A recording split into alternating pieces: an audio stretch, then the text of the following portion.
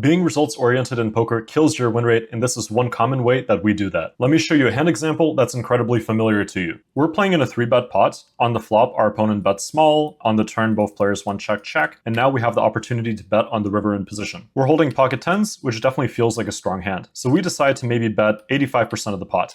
As you can see, the solver really doesn't like this play because the hand is not strong enough. This is definitely a mistake in practice because your hand is just not all that strong on the river. Doing the drill here, we got lucky and we actually got called by a worse hand, ace-5. Now the specific mental game leak is to only treat this as a mistake if we lose the hand. So if you got called by ace-5, your internal thought process might be, well, I definitely overplayed my hand, but I still won, so it's all right. And you might only feel really bad about the way you played this hand if you get called by a flush. This leak comes in a few other forms. Another good example is making a bad bluff on the river. Maybe you decide to bluff on the river and then realize it's a mistake because you forgot that this opponent does not fold often enough versus bluffs. But even after you click that all-in button, you're going to be thinking to yourself, I hope this person folds. Hoping that he folds means that you're emotionally invested in the outcome, and therefore you're making that mental game leak. And here's exactly why that costs you money, by causing you to tilt. In results, our win rate is never going to be a straight line upwards. We're going to go through periods of winning and periods of losing. In order to avoid tilt, we want to stay level-headed through these swings. If we have emotional attachments to these swings,